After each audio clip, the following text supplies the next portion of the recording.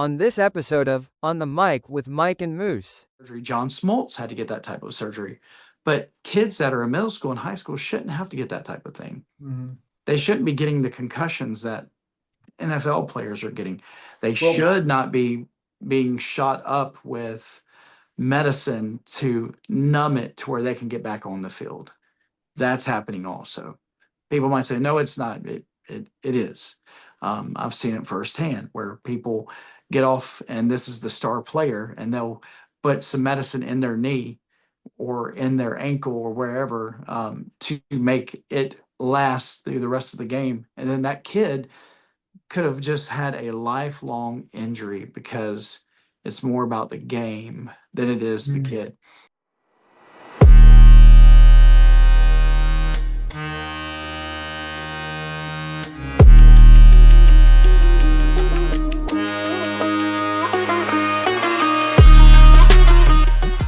what's up, everybody? This is your boy Justin or Moose coming to you live from just outside of Birmingham, Alabama.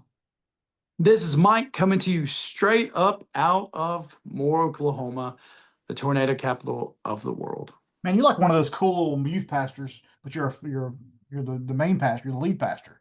I am, yeah. So I was a youth pastor so I've been doing this 23 years. I was a youth pastor for 13 of those 23.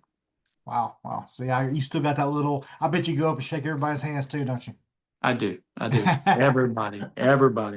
That seems to be the culture here. Is the youth pastors are the ones that, if they see you, they stick that hand out. They're talking to everybody. Speaking of youth, so this is on the mic with Mike and Moose, and we're talking about something that affects our youth and is integral to our culture today outside of the church. This is going to be travel/club sports, which I don't know how big it is in Oklahoma, but here it is a very lucrative business.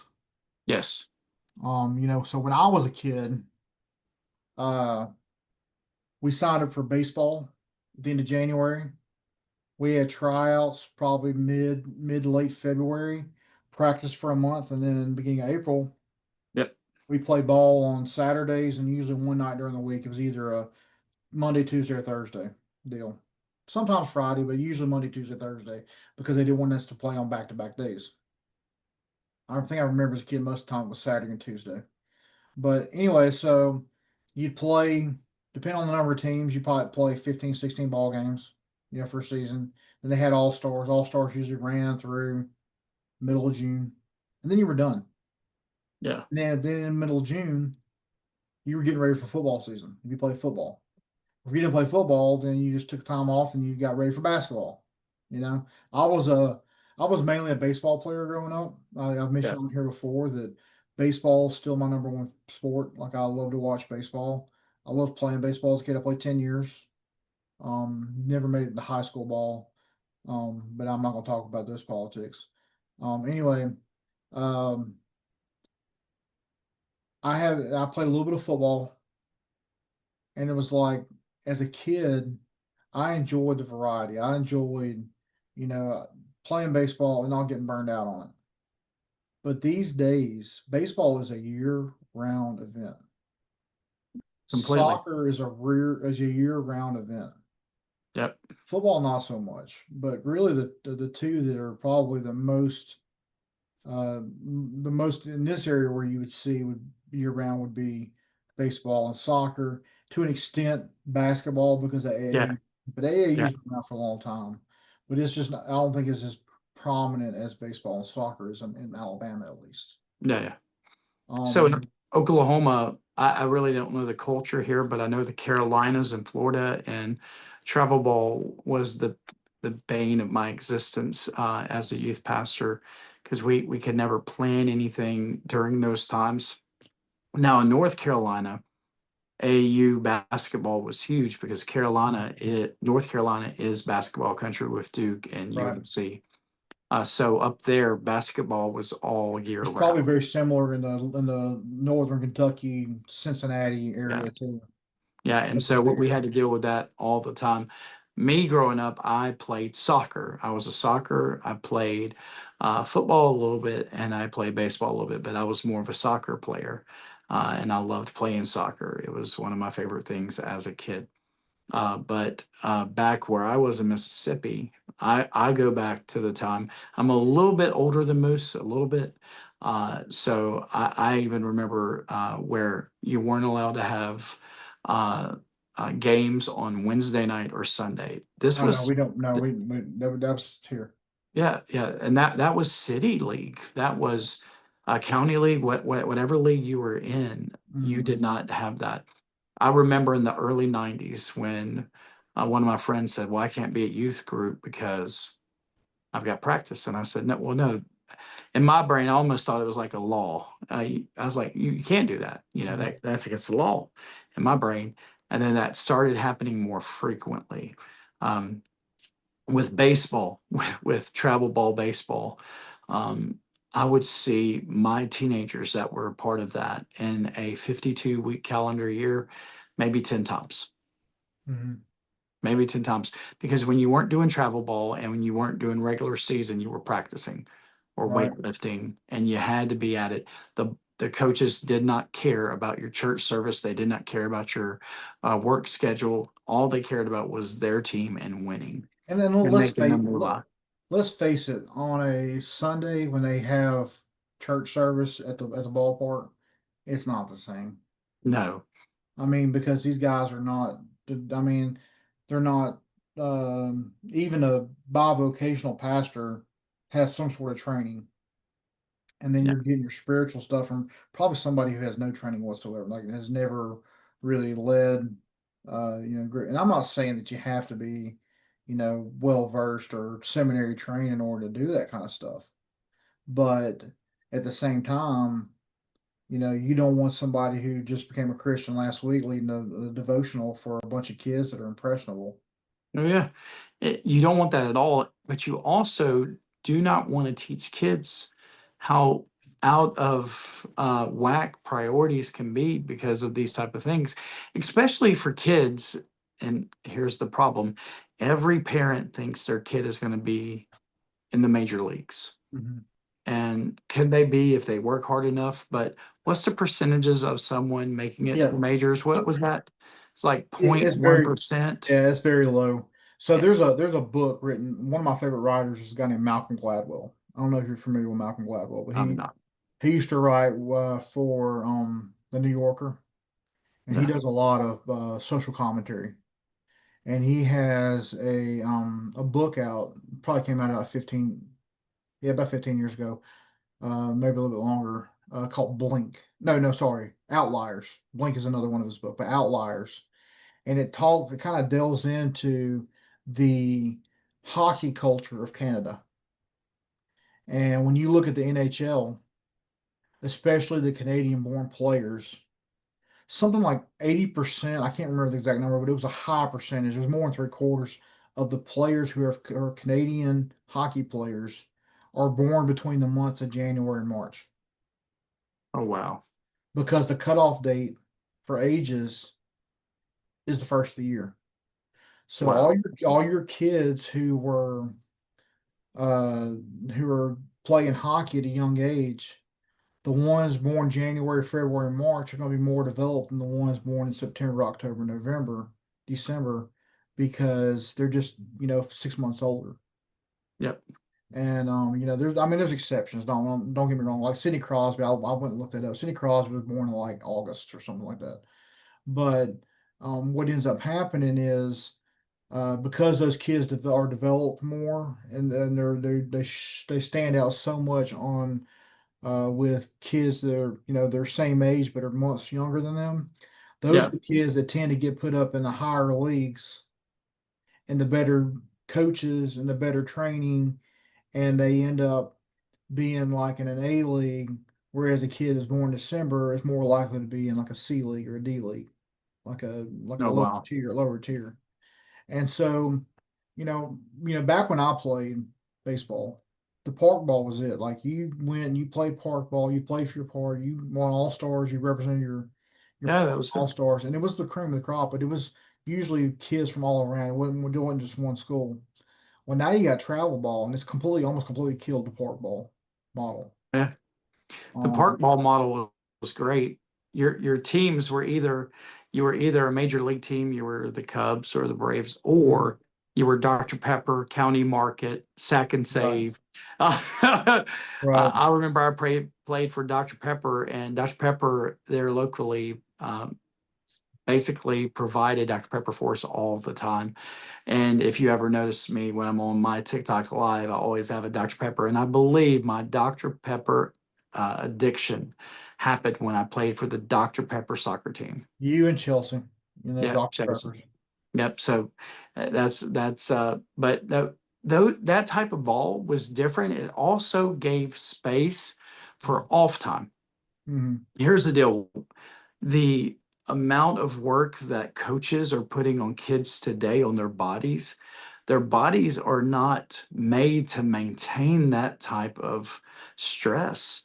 Um, I remember when we were younger, you weren't allowed to pitch a curveball to a certain age. You weren't allowed to do certain things. Now on travel ball, you've got middle schoolers, high schoolers pitching breaking balls and curveballs, and anybody who's a pitcher, me and Moose know this, but when you go to throw a curveball, you're snapping like this, and what it does is it will basically what It's the down the torque road. on your arm. It's torque on your Yep, arm. yep. And so, what is that called? The Tommy John? What Yeah, it's counts? the ulterior. It's the UCL. Yeah, You get Tom. and Yeah. yeah, and I remember when John Rocker had to get that done because John Rocker, the way he threw, he was a little controversial, by the way. But anyway, the way he threw, he had to get that type of surgery. John Smoltz had to get that type of surgery. But kids that are in middle school and high school shouldn't have to get that type of thing. Hmm. They shouldn't be getting the concussions that NFL players are getting. They Well, should not be being shot up with medicine to numb it to where they can get back on the field. That's happening also. People might say, no, it's not. It is. I've seen it firsthand where people get off, and this is the star player, and they'll put some medicine in their knee or in their ankle or wherever to make it last through the rest of the game. And then that kid could have just had a lifelong injury because it's more about the game than it is the mhm. kid. And that's what travel ball's done. Travel ball is a money pit where they're making a bunch of money. Bro, right now I talk to a lot of parents. This is with band and with travel ball. The fees you have to pay now just to have anything for your kids to do, you almost have to take a loan out. Yeah. And that I remember we didn't have to do that. Uh, Not at So all. the guy that I know, one of the guys that works that does the tournaments here in our part of the state, he makes six figures. That Um, shouldn't be. and he's making six figures because you think about it, they're charging an entry fee for the teams. Yep. Some of those entry fees are $500 or $600, Hmm. depending on what tournament it is, what size tournament it is, where it is. And then the parents, after paying these fees, have to pay an entry fee to get in the games. And then you got concessions and things like that. Well, and merchandise is another thing that's big. But and umpires, some of that money comes out for umpires, and the umpires aren't cheap. But you're only paying two umpires usually. So, there's just so much that goes on with that. But going back to kind of what I was talking about with the park ball is gone, Yeah, practically gone. that's gone. But it's not like those kids that maybe were outliers themselves. Maybe they weren't. They didn't have a lot of friends, Yeah, uh, and they didn't have they weren't very sociable. But this was their one outlet to do it, and so that's taken away from them because they don't have the skills or whatever to play ball. Or if they do end up joining a travel ball team, I've umpired travel ball that was really good, and I've umpired travel ball that was really bad. Perfect Game, for an example. A Perfect Game is a national brand of travel ball. I've called some Perfect Game as an umpire. Um, whenever I'd get my assignments, the first thing I always checked is, am I doing 54/60 or am I doing 60/90? And that was two classifications. 54/60 means that the mound was 54 feet from the plate and the bases were 60 feet apart. Gotcha. Now, if you did 60/90, it's the same dimensions as Major The League regulation. Yeah, yeah. Baseball. 60 feet, 6 inches, and 90 on the bases. When I got 60/90 and I knew I was doing like a 15-year-old or 16-year-old tournament, I was like, man, my games are going to be, we might get through all my games because there's going to be pitching, you're going to be hitting the corners, they'll be hitting the knees, they'll be hitting the top of the strike zone. I'm not going to have to, expand my zone any to get the kids to swing. Um, but when you got that 54/60, man, you'd be lucky to get through with 3 innings. Yeah. And you're lucky, I'm talking about like a 12, 13-year-old game, being, 16-15. Yeah. That's the kind of stuff that you run into. So I just think that sports in general, of travel sports, travel ball is a big issue. And just the fact that a lot of them do Saturday, Sunday. When I Yeah. used to umpire these games, and I was in my mid 30s the last time I did this, I would work like 6 games on a Saturday and 6 games on a Sunday, and it would take me to Wednesday to recover. It was Yeah. good. It was good money for me, especially I was going through my divorce. It was good money. But I'm just sitting there thinking, these kids, even though they're doing half the games I'm doing, they got to be tired, and they're not getting any time to be kids because they're spending their 9 a.m. to 9 p.m. both Saturday and Sunday at the ballpark, and so they're not I getting need you kids, they're not getting to church. I need you to do me a big favor right now, and this goes along with it. I need you to show me when someone struck out. Go ahead, call it. I want to see your motion. Uh, Okay, here we go. I, There we go. Okay. Were I you did the very I did dramatic? the punch back. Some people come across, some people come to the side. Mine was always up and then back. Did you? I mean, did you? Yeah, yeah, I was loud. I love it. And some people do strikes and they do a fist. I was You a do that. well, when I did softball, I did the fist. When I did baseball, it was point. Yep. Yep. So yeah. Love it. So Love it. anyway, so I just think that, you know, I tell people this all the time. God makes time for me. And, you know, one of the main 10 commandments is, remember the Sabbath, keep it holy. If I'm on the baseball field, I'm not keeping it holy. Sorry. Not saying you can't do it. This is not like the Shabbos where you can't do, like you can't be like Walter from the Big Lebowski where you don't roll on the Shabbos. You know, Yeah. it's not. That's not what I'm saying. You can turn on that light switch. You can pick up your mat by the pool of Bethesda. You can do stuff on the Sabbath, but the number one priority should be honoring God and come together as a church to figure out ways that you can spread the gospel. That's it. And there are people out there that are so against church. There are people out there that say I am a Christian, but they don't show it. And I think that travel ball has taken away time from people growing in their faith. And I'm glad. Like I know the guy mentioned earlier, he makes $100,000. I think a lot of his tournaments have turned to Saturday only tournaments. Good.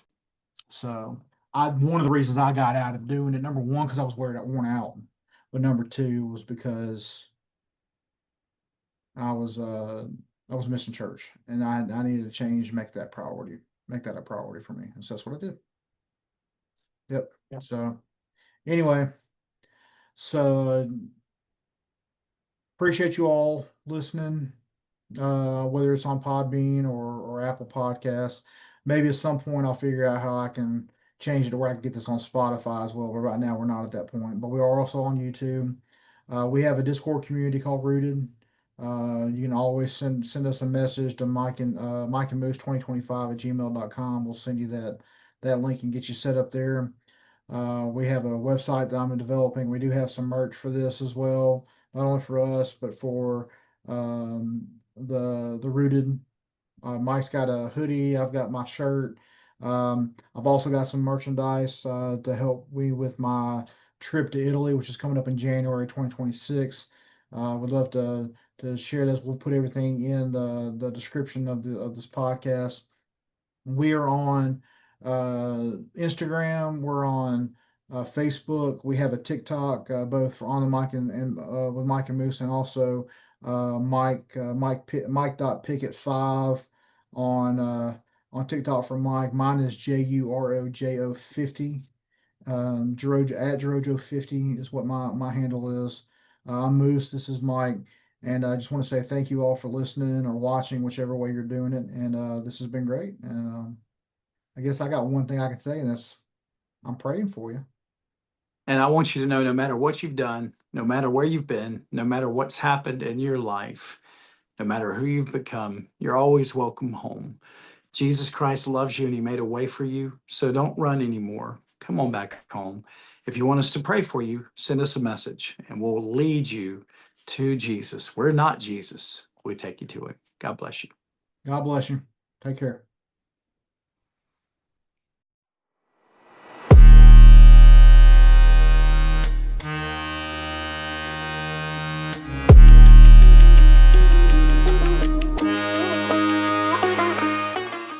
That's the end of Season 1. We will be back in November with Season 2.